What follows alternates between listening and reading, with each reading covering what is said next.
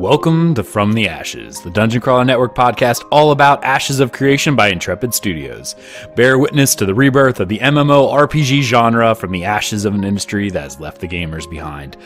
I'm your host, Aggelos, founder of the Dungeon Crawler Network and From the Ashes, and I am back once again with two awesome co-hosts that I see down below me. First off, we have Gundel, one of the guild leaders of Mythic. How are you, sir?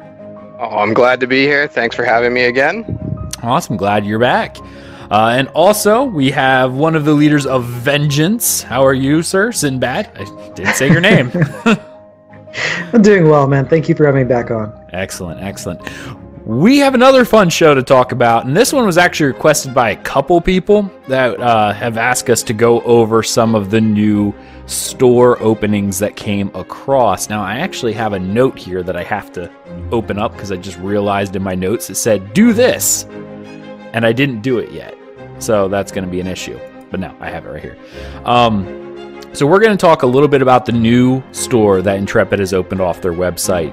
Talk about a little bit of the packages, as well as I think we're going to start talking a little bit about cash shops in general and trends that we hope Intrepid tends to stay away from. At least that's going to be the way that I'm going to jump into this. So this will be a fun episode, I think. Hopefully not filled with too much ire. I don't know, maybe. I apologize ahead of time if there's a lot of ire, but I hate cash shops a lot. And a lot of it's because of the modern MMO genre has kind of led me to the point where now I really do hate them. Didn't really bother once upon a time, but nope, now I hate them. So, yeah, a lot of hurt right here in the heart that I have to, get through.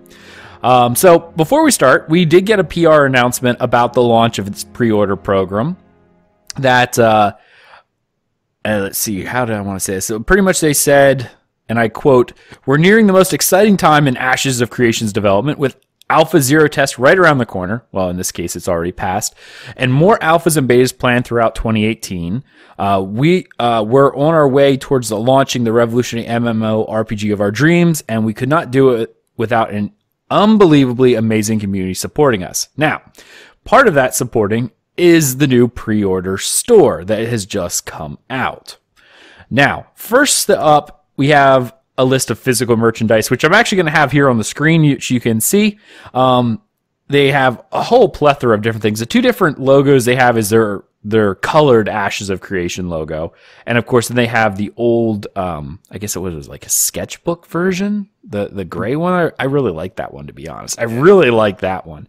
But they have a plethora of different items that you'll see on the screen. Hoodies, different t-shirts. Of course, they have the hats and the Making MMOs Great Again hat, as well as a lanyard and a mouse pad, which you can see on the screen. What are you guys seeing or thinking about different prices? I mean, you're ranging as low as $6 for the mouse pad or the lanyard, going all the way up to about $41 for the hoodies. Yeah. Well, I guess I can say all of them. The hats are $17.50 and the t-shirt's $23.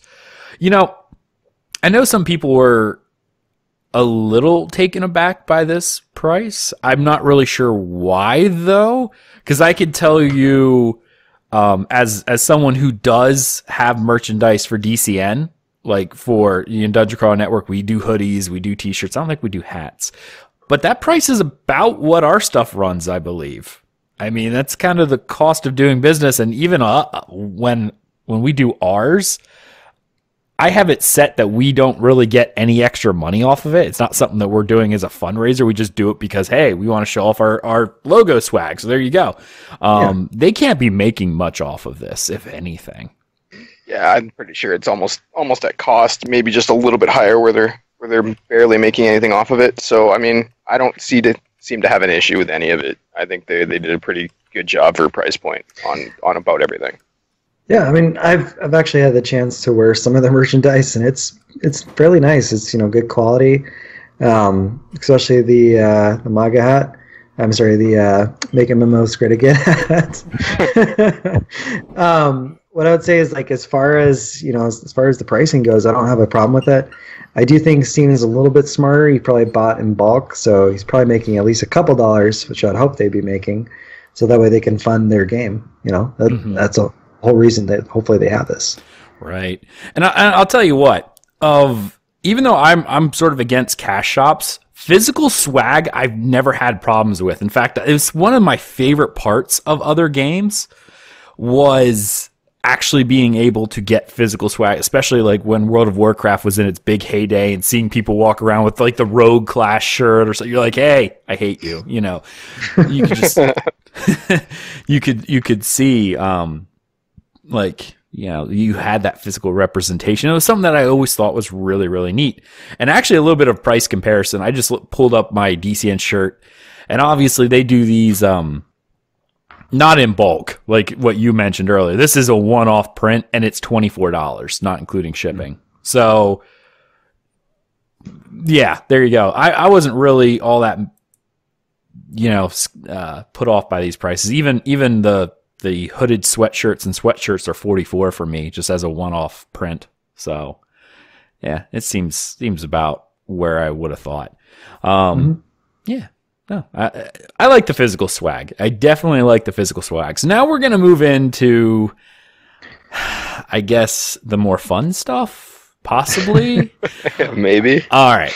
First off, I am going to say this for Intrepid.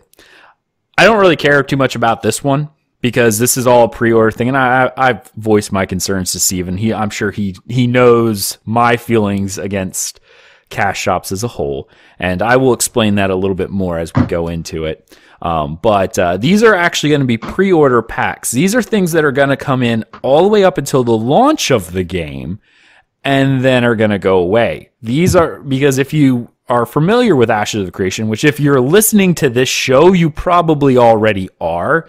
You're listening to this show because you want to catch up on news that you don't feel like wading through Discord or the forums and stuff for. Or you just like hearing our opinions and theory crafting. If you are a new player to Ashes of Creation, maybe this is something that is new to you, but the game actually doesn't have a box cost. So these pre-order packs are just that, pre-order, and once the game launches, they're gone. Okay? The other thing that is going to happen is as we go through these packs, you'll see they have a theme. They're doing monthly themes all the way up till launch that each pack will have. And you'll be able to purchase the cosmetic items as an ad hoc add-on if you've already purchased a pack. So you don't have to rebuy a 500 pack every month. They'll have it at a cheaper cost, which again we'll talk about. So, guys, right off the bat, before I really dig into it, what do you think of the value of these particular packs? Do you think they're kind of on par? Was any of them kind of underwhelming or overwhelming to you? Just out of overhand glance? Like at an overhand glance, I definitely see like the $150 pack probably the best bang for your buck when it comes to the packs. The $75 pack kind of feels underwhelming, in my personal opinion. But I feel like $150 is kind of right where I expected it to be compared to, you know, your summer packages and your Kickstarter packages. Sure. Or getting in as late as they are now. I feel like it's probably the best one. Yeah. I think that with this, you also do get a lot of value out of it. So you're going to get, even with the $75 package, you're still going to get 2 months of in-game subscription time, so like $30 for that. You're also going to get $25 in in-game currency, basically, not currency that you'd buy like everyday items with, but Cash Shop currency, which is also pretty good because that means it's future cosmetics, you know, you could possibly purchase from the in-game store. And again, they've even put it in their description, no pay to win, so it's pretty nice. But as far as like what it's missing, from people that remember the Kickstarter backers, you're not going to be able to reserve your name, you're not going to be able to reserve your guild name, and there's a couple things that you're not going to get. So yeah, I do think it's worth it for the extra stuff you get with it, though. Right, and a lot of this is, you know, the early backers, the Kickstarter and the summer crowdfunding people will have higher rewards because they were taking a greater leap of faith to fund the game. Because by the time this stuff is already out, they've already had a playable PAX demo and Alpha Zero has been out and playable, right? So at least if you were invited into it. So there's more of a game. People know it's there, whereas those of us at Kickstarter were, you know, throwing money at hopes and a dream, right? That's that's kind of what we were doing. Yeah. I mean, let's just be frank here. That's what we're doing. All right, so we're gonna go ahead and talk about each package individually, and then we'll talk about them as a whole. If you're interested in seeing the image, you'll see that on the side here at each pack. So for $75, which is the earliest package that you can get in for pre-order, it is called the Wayfarer, and you get access to Beta 2, which is the last beta, I believe, before launch. 2 months of game time, so at a normal subscription is $15 a month. That's a $30 value right there. $25 in Embers, which is their Cash Shop currency, and you get a Spectral Eye accessory, which you'll see an image of it or a concept art image on the video, or if you go to the website, you'll see that as well. So right there, right off the bat, with the sub time and that, you're looking at $55. So it's literally $20 to get the eye pack, I guess, and the beta entry. Yeah, I mean, it's a pre-order bonus, so you'll have something that others won't have, which is kind of neat. But you can see the value there. You're really not spending. If you waited till launch, yeah, it'd be $20 cheaper, but you wouldn't have the accessory to go with it, and to help fund early development. The next up pack is $150, which is the Expeditionary, as I see my cat walk across my desk. This has access to Beta 1, access to Beta 2, 4 months of game time, $50 in Embers, the Spectral Eye accessory, and a pseudo Dracolich pet, which you can, of course, see on the screen. And it's really cute, and I want it. It actually, and it's funny that I see it actually very much reminds me of at least the concept art reminds me of the collector's edition pet that you got for Wrath of the Lich King from World of Warcraft. The little undead drake. Yeah, I love it. Yeah. And I love that. I still have that pet. I still love it. I have it all the time. Anyway, the next package is the Voyager for $250. You'll get access to Alpha 2, which is, I think, the first persistent alpha, if I remember correctly. So that's one where it'll be up all the time. By the way, when I say persistent, that does not mean your character actually remains. There will be wipes all the way up to launch. None of these are early access stuff. It's just persistent the servers are up all the time, and that you can play when you, or test. I should say not play. I hate saying play. You can test whenever you want without having to find in a certain time slot. Access to Beta 1 and 2, 6 months of game time, $100 in Embers, the Spectral Eye accessory, the Pseudo Dracolich pet, and a Bone Strider mount, which, again, image is on the screen for you to see. Yay. We'll talk about that. Finally, the very last pack, the Intrepid Pack, which is access to Alpha 1, which is the earliest alpha that is purchasable. So that is one that's coming up after Alpha 0, obviously. All the alpha. So this is pretty much the thing that gets you into all phases of testing that you can actually buy into. It gives you 1 year of sub time, $150 in Embers, and as well as the three things I mentioned earlier, you get 3 new things, which is the Ship of the Damned, which you'll see on the screen, the Plague Lab, and the Necromonic costume. Okay. Guys, let's talk about it. I think we actually said about this once upon a time. Like, all these things are skins as well, except the costume. So except for the pet, I don't really know about that one. Yeah, we haven't got much information about. Well, I'm just curious. If pets are just cosmetic, then it's probably an item. But like mount skins and stuff like that are skins. Like, you don't get this and at level 1 have a Bone Strider mount. You actually have to have a mount, and then you apply the skin. But I think pets will probably be an item, because I don't think they're doing any of that weird Korean crud where pets actually provide bonuses. Sorry, you'll know if you're watching me. I hate Korean games, so I like some of their ideas, but I hate their execution. Yeah, no, I don't think they would have that. So it'd probably be I don't think they'll do like what BDO did, where pets go out and loot for you as well. I'm pretty sure it'll stay to the traditional way of them just being around you and a cosmetic. There it is. Yeah, I agree. Yeah. So we have the Bone Strider mount, which again is a skin, and it's just like a skeletal. What is that? Skeletal who knows, a horse-ish? Maybe? Camel? Yeah, I don't almost know. looks like a camel. That's kind of where I was going with it, but Not quite a camel, but it looks like a horse. Actually, you know what it kind of reminds me of? One of the things that we've seen very early on that they were talking about, and this is going back pretty far if you think about their concept art. The Moon Strider, which is one of those carrying mounts. Doesn't it look like one of those? Yeah, it could be. Like that's when I'm seeing that's what I'm actually seeing right there. Is it kind of just the shape of? Maybe I'm wrong. Maybe it is a horse. It just kind of reminds me of one of those more so than not. But it is what it is. Of course, then you got the Ship of Dam, which again is a skin of a very creepy looking ship. But again, you have to have a ship. Well, you like that, Sinbad? Yeah. Okay. Do you play necromancers? My name is Sinbad. Well, no, but it's a ship, and I want anything that has to do with a ship, because, who doesn't want to have the Black Pearl, man? Good point. That's fair. Good point. I don't know if that really reminds me of the Black Pearl, but maybe, yeah. Or like, the... Ghost pirate ship. Yeah, the Ghost pirate ship. Yeah. And finally, you have the Plague Lab, which I think we talked about this, but we had a little bit of debate going back and forth early on. They've already said about freehold skins. So freehold, but Sinbad, you had mentioned guild halls? Yeah, it looks larger, right? So it could be a guild hall. It doesn't really specify.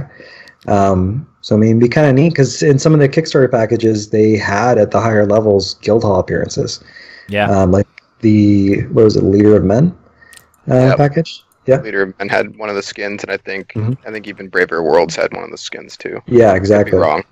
So they're roughly around that price range too. So you could be completely right. I'm actually pulling it up right now just to verify. But who is this? This isn't me. Who am I logged in as? Oh. Logged in as my wife. Because I'm looking at the package. I'm like, this isn't my package. And then I'm like, oh, wrong account that I was logged in as. Yes, it actually is the Leader of Men has one. I don't think, from what I'm seeing here, that the $500 package had one. But anyway, maybe I'm wrong and I'm just missing it. No, I'm not. It doesn't have it. All right. The 500 at the guild name reservation. Oh yes, there we go. Guild name is the 500. So yes, you're right. Wow, I got a little scared there for a second. I'm like, that's not my pack. One of the things to notice is they don't have any of the monster tokens in there. So none of those are included in any of the packages. Yeah. Yeah, that is funny that you mentioned that, but the way I'm curious how rare the monster tokens are actually going to be. I know for the super high tier ones, like I think the tier that I'm at, which is royalty, what was it? What did we get? We got like a legendary or something like that. You'd be like a legendary mob or whatever, which is kind of cool. I get to be a dragon. But yeah, I don't know. Like they're not offering those, and I don't think they offer them in the summer. Did they, Gundel? Yeah, they did. I remember they did. A couple of them did, but they were kind of spread out between the packages, obviously. So, the higher tier obviously got more of them, which thankfully I'm in one of the higher tiers. But that was a good note. There isn't any actually in these, so maybe they will be rare. It'd be curious to see how rare they are in game, because for those who don't know what the monster token system is, it's actually the ability to, as a player, control monsters during like PvE sieges. So like I say PvE sieges or PvE events. So if monsters are attacking a town, I believe they actually even have a video of Steven playing as one of the monsters at one point, just ripping into people, which was really funny. That players will be able to take over the NPCs and play them with the monster skills, which will be very neat to see. But I'm curious how rare. I know they've already said there's different scales of rarity for those items based on how, like the common monster would be obviously, it's a giant lich leading an undead army. Well, the skeletons are just crap, and yeah, they're everywhere. But if you want to play the lich, that's different. All right, so those are the different packages that are available, and they're all up on the screen. The one thing you'll notice is this all has a very undead theme about it.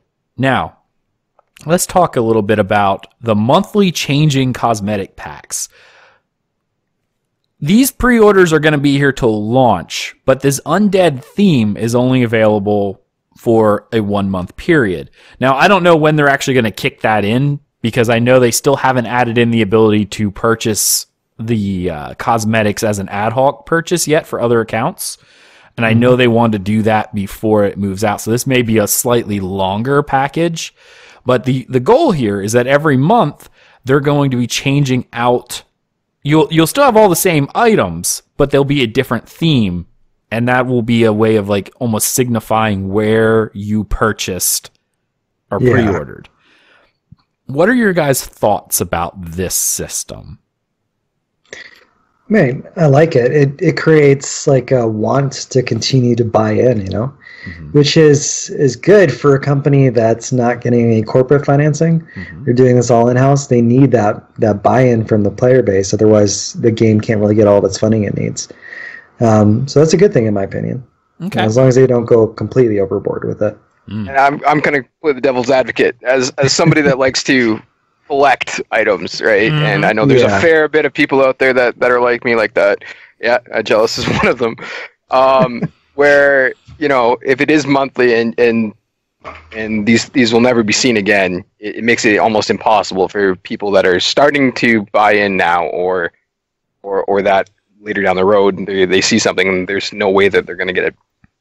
That might turn off some people. I understand the whole funding process, but I'm kind of on the fence because it does lead into what other MMOs and other games have done in the past where they've made things extremely exclusive, which in one side of the fence is always nice. On the other side of the fence, it's not so nice. So I kind of wanted to be the voice for them on this topic. And it's great because it was either going to be you or me. So now I get to play a little bit of both roles because I was going to play devil's advocate, and I actually plan to as we get into this discussion a bit. Because there are a couple cash shop policies that obviously I do not want to see repeated in this game.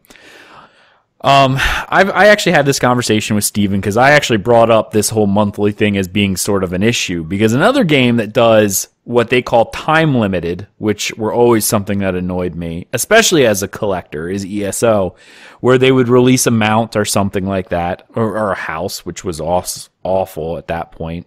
Of course, houses and stuff it's not like land grab. It's all instance. But if you wanted a house, that was $150 or something like that. And I don't know about a lot of you guys, but $150 it's a good amount of money. I could drop it and it wouldn't hurt terribly, but having it come up very quickly is something like, especially when it's only available for like 3 days, like what was very common in ESO, where you'd log in, it's like for 3 days only, you can buy this one house, which there's one in particular on the Gold Coast that I really, really wanted. But at the time when it came out, I'm like, I don't have a spare 150 laying around anywhere, to drop down to buy the cash shop currency and purchase the house. I hate that tactic of creating this artificial scarcity. Now, this is, and I brought this up to Steven saying, this is my concern with this. All right. Monthly stuff, especially for collectors, is very annoying from that point of view. On the other side, when he told me this was only going to be during pre-order, I kind of feel okay with that as long as this time-limited stuff doesn't continue at launch. I know he said there would be time-limited items, but they would be super rare, and it would be more like tied to holidays. Like, oh, it's a Christmas holiday, so now they'll have a Christmas, so only during a Christmas holiday would there, and I'm okay with that because at least in that idea, that, okay, I didn't get, I don't know, my horse with the garland around his neck or whatever. He'll be back next year. Like, okay, I didn't get it here, but you can kind of tie that to specific times of the year, and I'm kind of okay with that, more so than I am of, it's a random Tuesday, and all of a sudden, here's an awesome mount skin that's available for the weekend, and here you go. The one thing I did also want to mention is they did actually give us a pricing scale for a lot of these items. The items that are going to be here are going to range on an ad hoc cost from $3 to, I think they said the highest would be, I want to say 15, but I'll say 20 because I can't remember exactly, but it won't be much higher than that. 20 is kind of the cap for the big items. Yeah. See, that seems manageable then, especially compared to previous MMOs. $3 for a, like, you know, or $3 for the accessory, $5 for a mini pet, you know, maybe 20 for the freehold skins or whatever. Like, the bigger the item. Okay, I felt okay with that one because I think overall, in order to get all those items, that you would be looking at maybe $45-$50 a month. If you wanted it every item, I don't know why you would, but if you're a collector like me, or me, you have that urge to get these things. And I mean, I've already sunk tons of money into this game. Let's not even joke about that. Sinbad knows. I'm just gonna like get a second job, dude. So. Yeah. Third mortgage my house. Yeah, just to get enough for the freeholds. Yep. I sold my house. I live in a hut next to it, but I have a good internet connection and all the freehold skins. So yeah, that is kind of my concern anytime I see Cash Shop stuff. And let's go ahead and let's roll into a couple things that we don't want to see from a Cash Shop from Intrepid. This is a big thing in my book. World of Warcraft, for instance. A lot of people didn't even know that they had a Cash Shop, but they do. They added it I think in Wrath of the Lich King, but it only had like one item in it. Over the past couple years, they've added a few things, but they add like a new mount or a new pet like every 6 months. But for every one thing they add into their Cash Shop, they add like 50 into the game. Okay? So you don't actually feel all that bad, and plus they oftentimes tie it to a charity or something, so then you also feel slightly better. It's like, oh, I just spent $50 on it, or I don't think any of their mounts are 50. I think their highest I've ever seen was 30, but I spent $30 on a mount. Yeah, but they're giving some of it to charity, so I kind of feel better about my obsessive need to collect items, which I definitely have. Now, the complete opposite of this. Again, I'm not worried about pay to win. Steven has been so inundated with pay to win stuff that he has a very bad taste in his mouth. But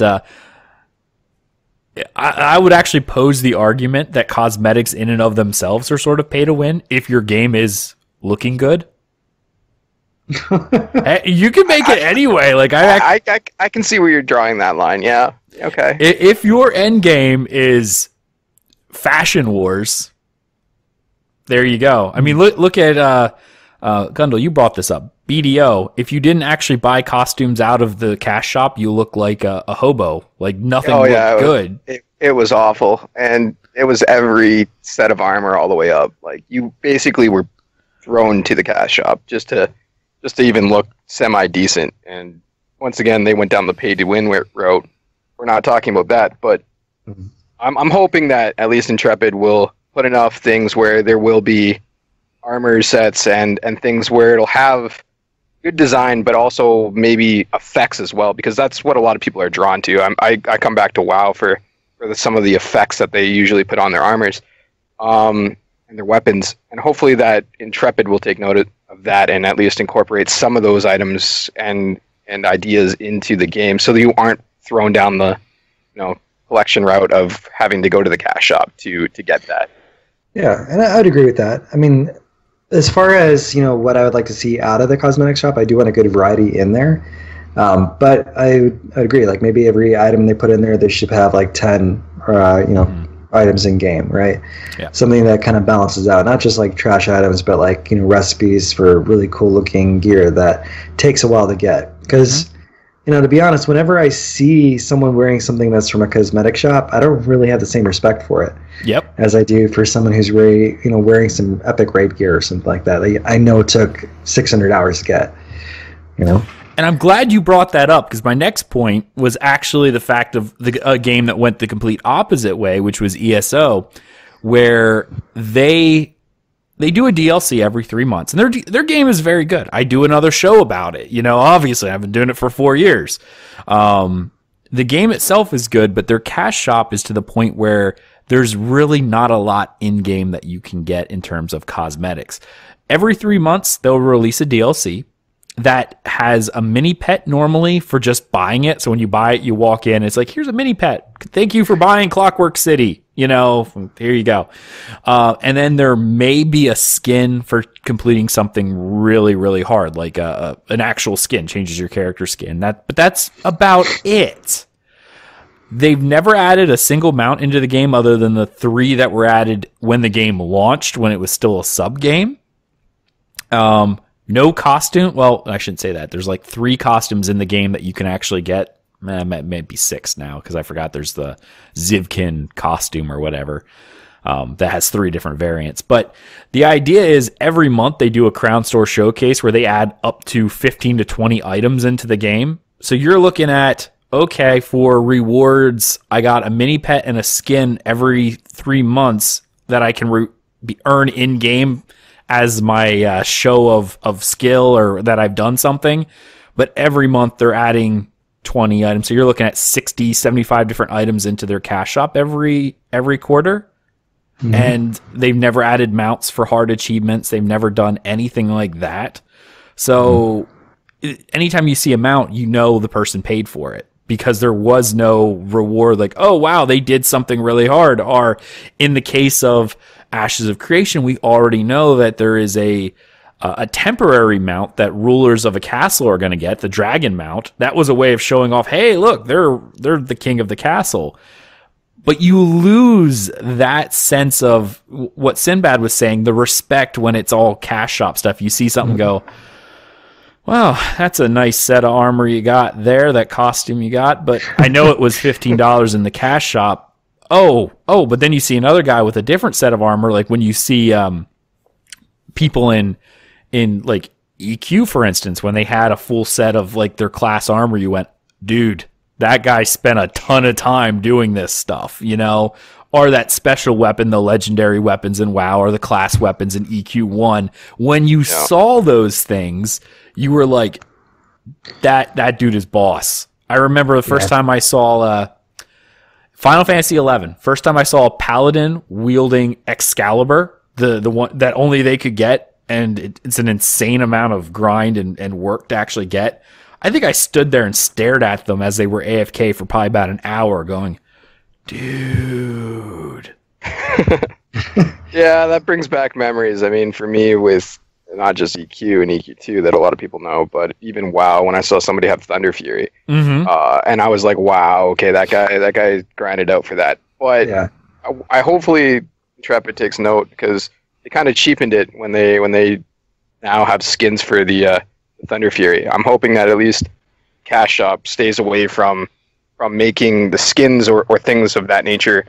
I'll be almost on par with the raid gear. I'm an avid raider, and I believe that raiding takes a lot of dedication, a lot of work. So hopefully that won't be cheapened by the Cash Shop. Having like the skins not be just basically rip-offs of either or, right? So the armor won't look the same as a raider, just a different reskin of it. Hopefully there will be that big divide, so you can get that awe-inspiring moment where you see a hardcore raider versus somebody that got something from the Cash Shop. Absolutely. I agree. Yeah, no, there's definitely that, and that I love that you brought up the idea that Cash Shop is something that tends to degrade or cheapen I don't want to say the experience of, but like the idea of having items that are showing as prestige items, because the more you add to the Cash Shop, as long as there's a balance.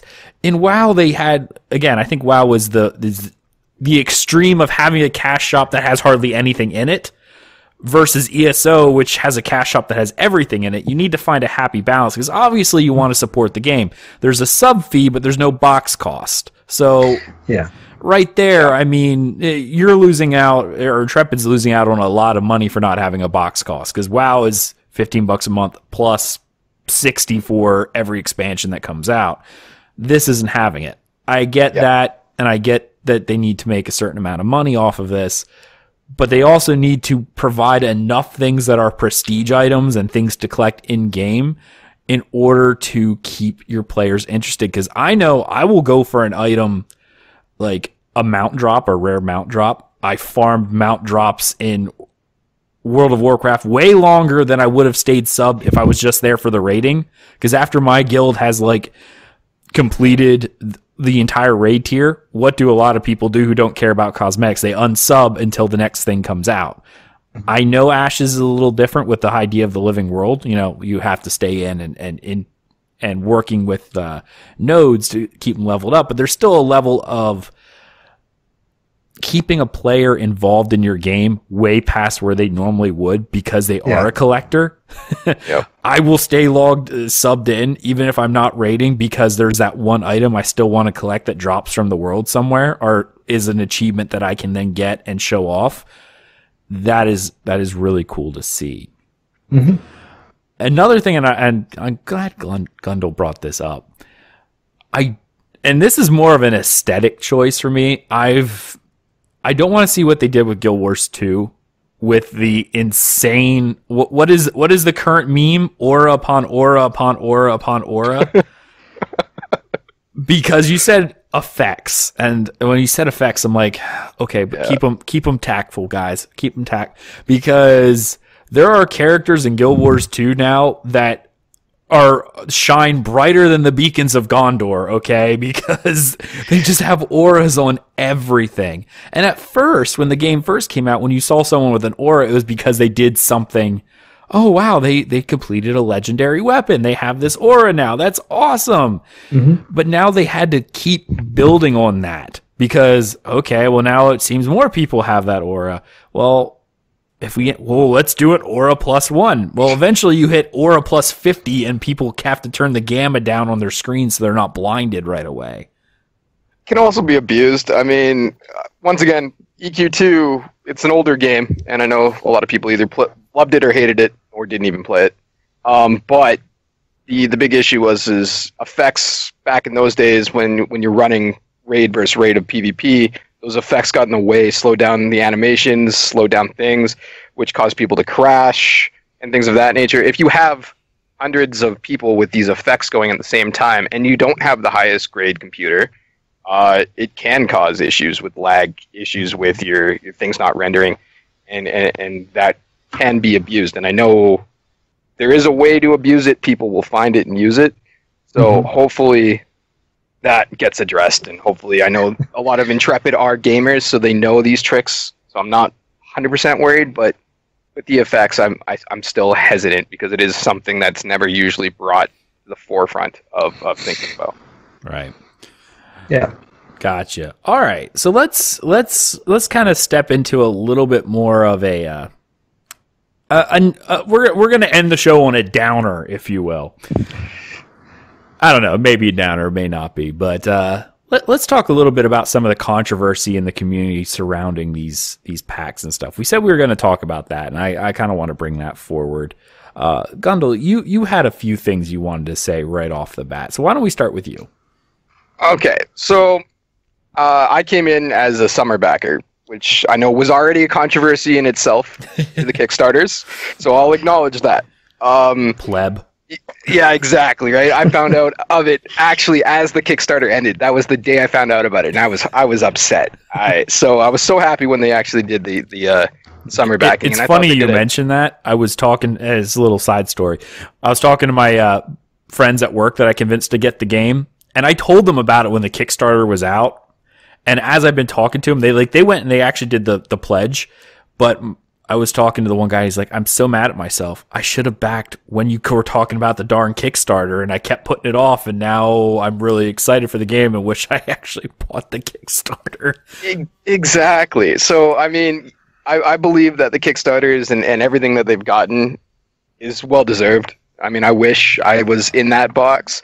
I'm not. I'm in the summer box. But, yeah, I was doing some comparisons between them, and I for the lower end packages, and I preference this by saying that everything is depending on somebody's personality and what they desire is relevant, right? Is it beta access? If it's beta access, then you have those tier items. But if you're a collector like myself, it hurts me because I know I'm never going to get any of the Kickstarter stuff, which is fine.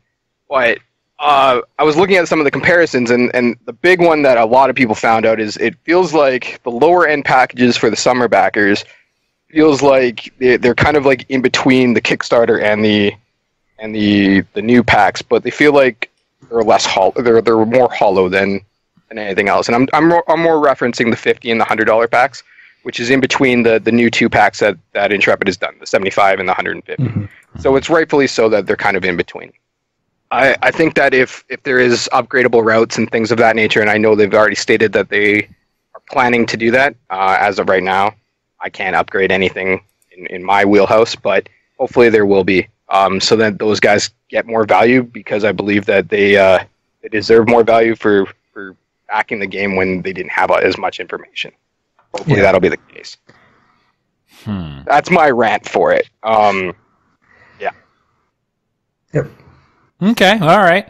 No, I can see what you're saying there. I mean, especially with the summer crowdfunding was a weird situation. I know there was a lot of ire from the Kickstarter community, because a lot of people were like, "Whoa, like we did all this Kickstarter related stuff, and why should what we thought was going to be one time, like the lifetime sub, for instance."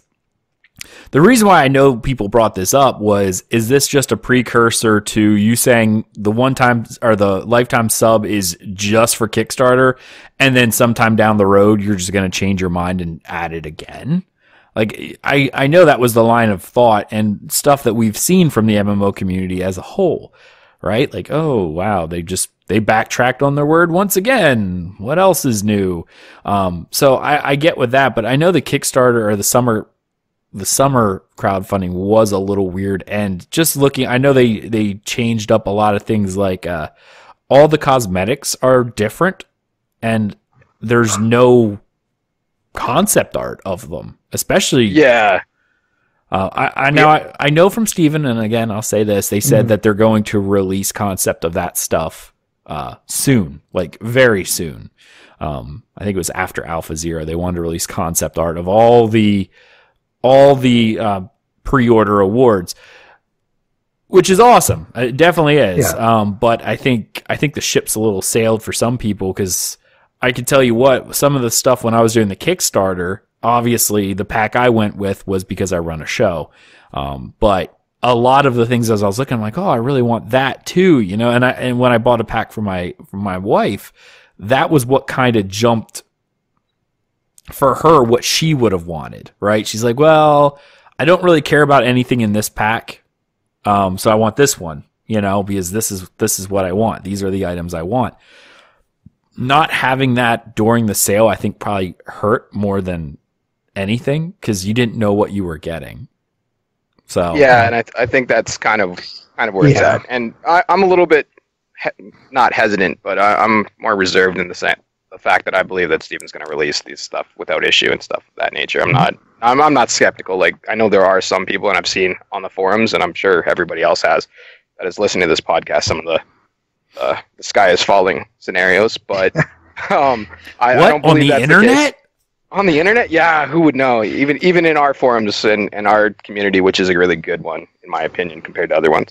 But yeah, hopefully there will be release stuff. I know some people are a little bit peeved that these new packs, and this is one of the other controversies, was at least some of the concept art is shown to a certain extent, compared to even the summer where there was nothing shown. Right? Yeah.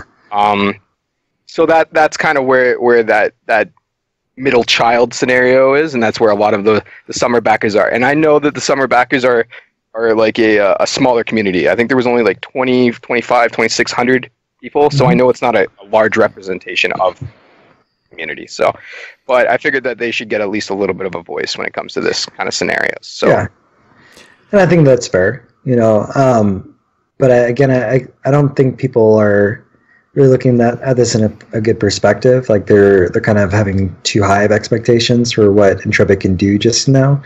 They're a smaller group. They can't necessarily get all this out there super quick like other companies can at this point.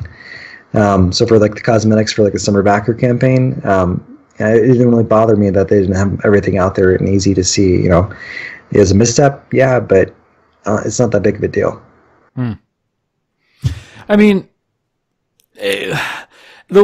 I will have to jump in here with what Sinbad said, because I gather you're not much of a collector, are you? Me? Yeah. I like to collect, but it's not the biggest thing in the world to me. Okay. No. And that definitely does play a lot into what drives certain people, because cosmetics are a massive drive for people, right? Mm-hmm.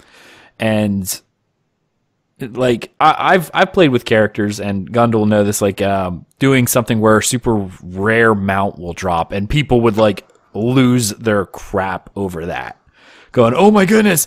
I had players who didn't even care. They're like, "I'm good with my horse. It's the fastest speed it will go. I don't care. It's just a skin to me." Like, and that baffled me. Like, what? Yeah, it still baffles me too. I'm like, I'm with you on the collector train. I want as much of it of them as possible, and be able to use whatever I want at whatever time. Like, don't get me wrong, I like being able to collect things. It's not the end of the world, you know? Like, it's nice, but it's not something that's like I'm gonna go crazy for. Gotcha. Okay. All right.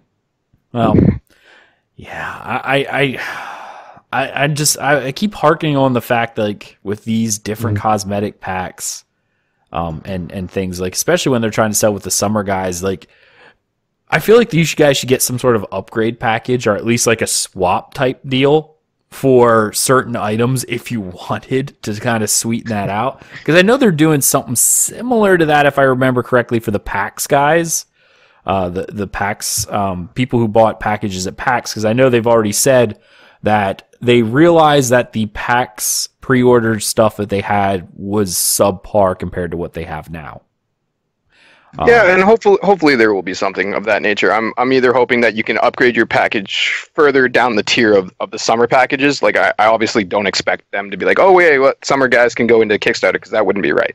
I think that as long as you can upgrade your package of your own summer package to a higher tier, maybe where it becomes more worth it, would be nice. And if that is not an acceptable route, that maybe you can do something along the lines of upgrading your package through the new packs, and there will be benefits towards that. One or the other route. I'm more favor for upgrading your own package, because then it still shows that you are a summer backer. You don't lose the exclusive things that you did back, right? I think that would kind of cheapen the blow a bit. Hopefully that'll be what the case will be, but either way, it'll be okay. There you go. All right, so there we go. We're going to go ahead and end the show. Obviously, I know a couple people from Intrepid listen, so shout out to you guys yet again. Hopefully you guys listen to the show, and, you know, we'll play the cash shop accordingly. You know, that's something that I really want to see.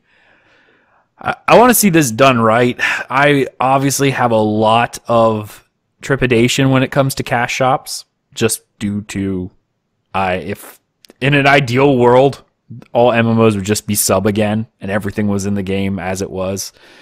I miss those days. I think those days were amazing. But anyway, that's me. Find a balance, guys. Provide us things in-game to actually get that will serve as, you know, prestige items, not just front load your cash shop with items. Because I'll tell you what, a lot of people, especially the cosmetic hunters like Gundel and myself, which are a lot of people and tend to actually fill in more of your casual base as well, because they know they can't do the heavy raids, or they can't do this, so they tend to be more happy in the smaller realm of things, and cosmetics are something that they like to go for. When everything is in cash shop, they lose a lot of emphasis to play the game, because there's nothing for them to strive for once they've spent their money. You know, you got the money, great. But what do you do when that customer doesn't return and they go somewhere else? You want to keep your customers constantly playing. And then, you know, as you're releasing stuff, then they're more apt to buy things as they come out, rather than here's a bunch of money right up front and then I'm never going to play your game again because, you know, I've spent my money. Here it is. I log in the game and go, now I have nothing to do.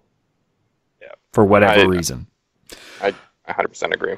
Mm-hmm. All right. I agree too.